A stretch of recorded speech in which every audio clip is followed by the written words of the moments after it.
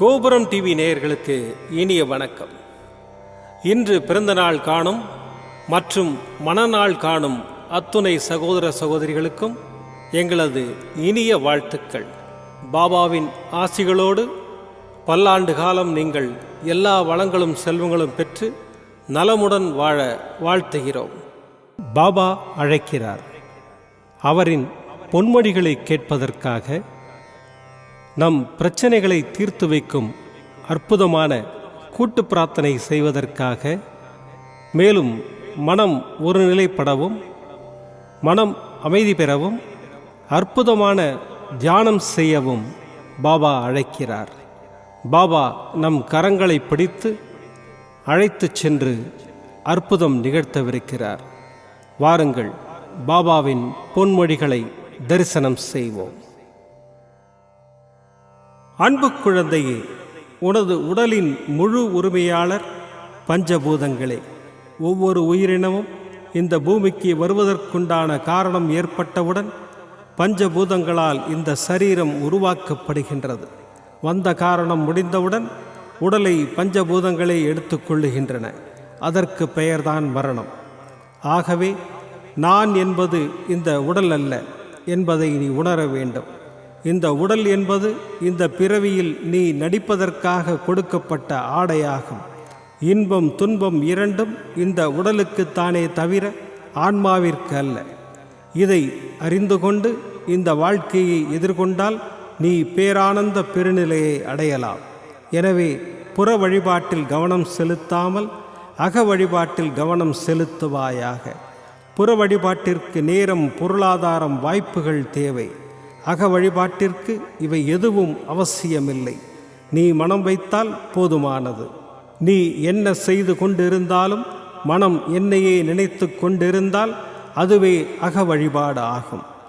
இந்த பூமியில் நீ சாதிப்பதற்காக பிறந்திருக்கின்றாய். உனது வாழ்க்கையை அர்த்தமுள்ளதாகவும் வளமானதாகவும் மாற்றத்தான் நான் ஒவ்வொரு நிமிடமும் பாடுபட்டு கொண்டிருக்கின்றேன். நீ எப்பொழுதும் என் நாமத்தை சொல்லிக்கொண்டே இரு. மற்றதை நான் பார்த்து கொள்கிறேன். உன் அப்பா சாய் இருக்கிறேன். எதற்கும் கலங்காதே. ஓம் சாய்ராம். பாபாவின் அற்புதமான பொன்மொழிகளை தரிசனம் செய்தோம்.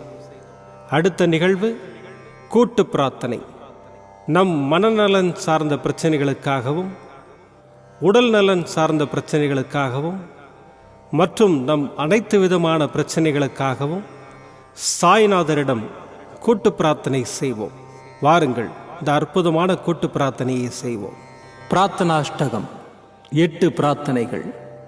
சாந்தமான மனம் கொண்ட சாயிநாதரே, அறிவின் சிகரமே, அன்புள்ளம் கொண்டவரே, கருணை கடலே, உண்மையின் இருப்பிடமே, மாயை என்னும் இருளை அகற்றுபவரே, ஜாதி மத பேதங்களுக்கு அப்பாற்பட்டவரே, எங்களின் புரிந்து கொள்ளும் திறமைக்கு அப்பாற்பட்டவரே, அன்பின் இருப்பிடமே, ஷீரடி வாழ் இறைவனே, என்னை காப்பாற்றும், என்னை காப்பாற்றும்.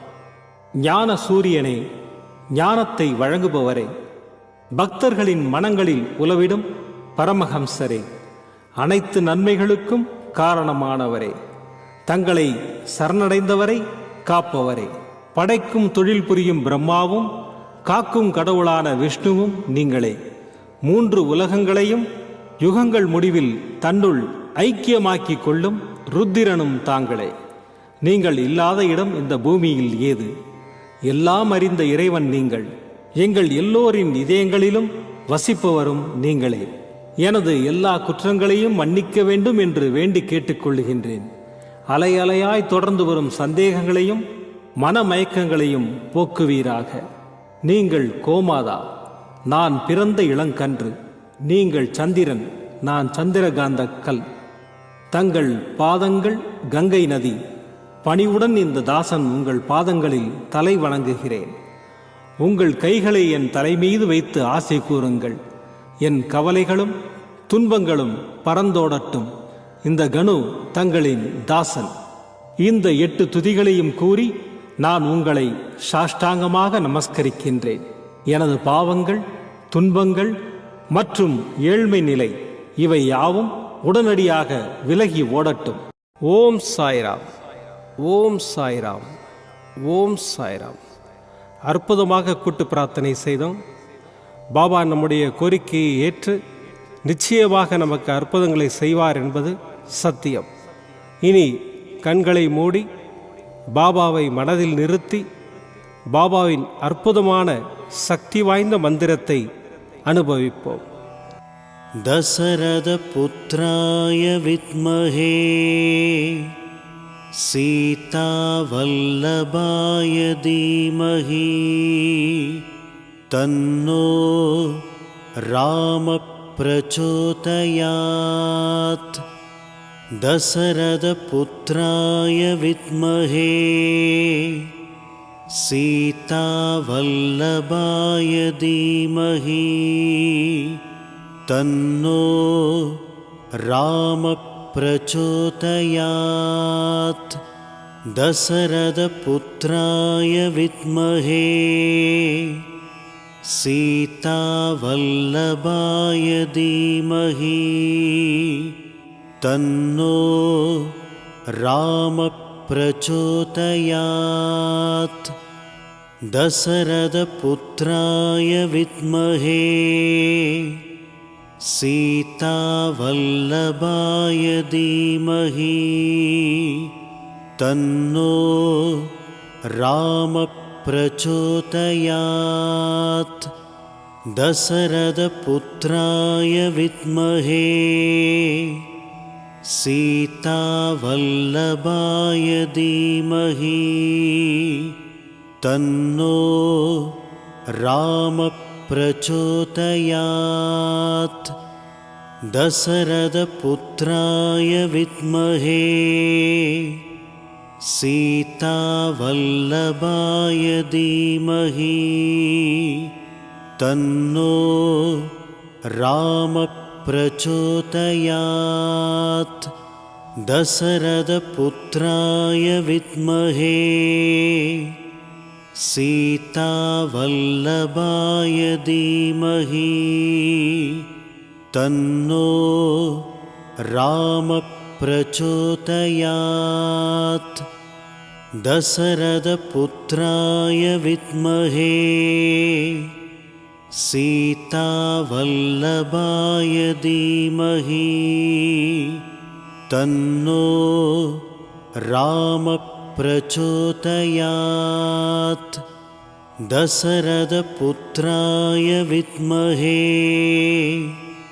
சீதா வல்லபாய தீமஹி தன்னோ ராம பிரச்சோதயாத். தசரத புத்ராய வித்மஹே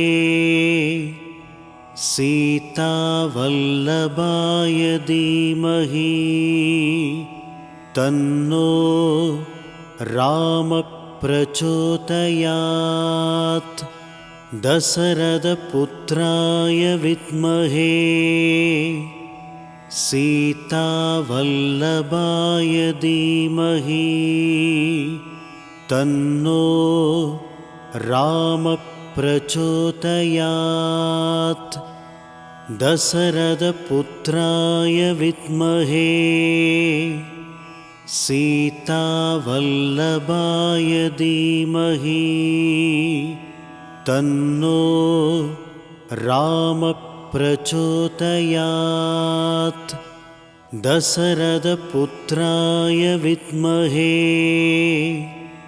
சீதா வல்லபாய தீமஹி தன்னோ ராம பிரச்சோதயாத். தசரத புத்ராய வித்மஹே சீதா வல்லபாய தீமஹி தன்னோ ராம பிரச்சோதயாத். தசரத புத்ராய வித்மஹே சீதா வல்லபாய தீமஹி தன்னோ ராம பிரச்சோதயாத். தசரத புத்ராய வித்மஹே सीतावल्लभाय धीमहि तन्नो रामः प्रचोदयात्। दशरथपुत्राय विद्महे सीतावल्लभाय धीमहि तन्नो रामः प्रचोदयात्। दशरथपुत्राय विद्महे सीतावल्लभाय धीमहि तन्नो रामः प्रचोदयात्। दशरथपुत्राय विद्महे सीतावल्लभाय धीमहि तन्नो रामः प्रचोदयात्। दशरथपुत्राय विद्महे सीतावल्लभाय धीमहि तन्नो रामः प्रचोदयात्। दशरथपुत्राय विद्महे सीतावल्लभाय धीमहि तन्नो रामः प्रचोदयात्। दशरथपुत्राय विद्महे सीतावल्लभाय धीमहि तन्नो रामः प्रचोदयात्। दशरथपुत्राय विद्महे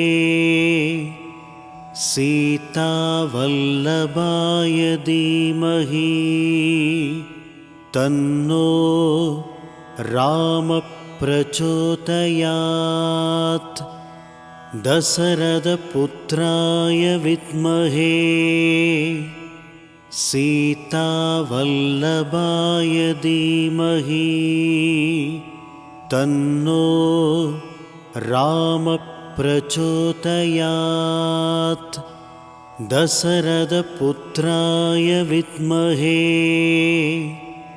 सीतावल्लभाय धीमहि तन्नो रामः प्रचोदयात्। दशरथपुत्राय विद्महे सीतावल्लभाय धीमहि तन्नो रामः प्रचोदयात्।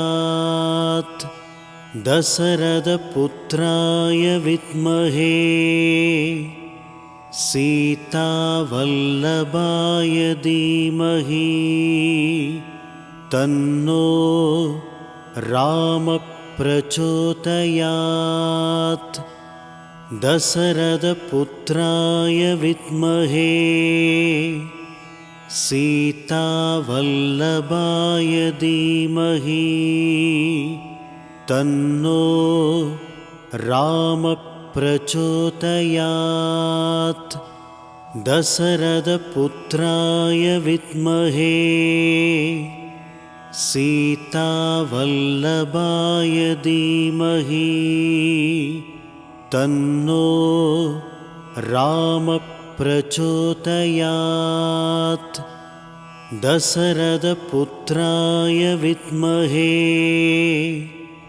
सीतावल्लभाय धीमहि तन्नो रामः प्रचोदयात्। दशरथपुत्राय विद्महे सीतावल्लभाय धीमहि तन्नो रामः प्रचोदयात्। दशरथपुत्राय विद्महे सीतावल्लभाय धीमहि तन्नो रामः प्रचोदयात् दशरथपुत्राय विद्महे सीतावल्लभाय धीमहि तन्नो रामः प्रचोदयात् दशरथपुत्राय विद्महे सीतावल्लभाय धीमहि तन्नो रामः प्रचोदयात्. மீண்டும் நாளை காலை இந்த அற்புதமான பாபா அழைக்கிறார் நிகழ்ச்சியில் சந்திப்போம். நன்றி, வணக்கம். விதம் விதமான பக்தி நிகழ்ச்சிகளை உங்களுக்காக தந்து கொண்டிருக்கிறது உங்கள் கோபுரம் டிவி. உங்களுக்கு பிடித்த நிகழ்ச்சிகளை லைக் செய்யுங்கள், உங்களுக்கு பிடித்த மாணவர்களுக்கு ஷேர் செய்யுங்கள். மேலும் சப்ஸ்கிரைப் செய்வதோடு மட்டுமல்லாது அருகில் இருக்கும் பெல் பட்டனை கிளிக் செய்து கோபுரம் டிவி நிகழ்ச்சிகளை உடனுக்குடன் தெரிந்து கொள்ளுங்கள். மற்றும் ஒரு மகிழ்ச்சியான செய்தி, கோபுரம் டிவி ஆப்பை கூகுள் பிளே ஸ்டோரில் ஃப்ரீ டவுன்லோட் செய்து கோபுரம் டிவி நிகழ்ச்சிகளை தொடர்ந்து கண்டுகளியுங்கள். பாருங்கள், ரசியுங்கள், பரவசமடையுங்கள். gopuramtv.com. பக்தி பக்திமயம்.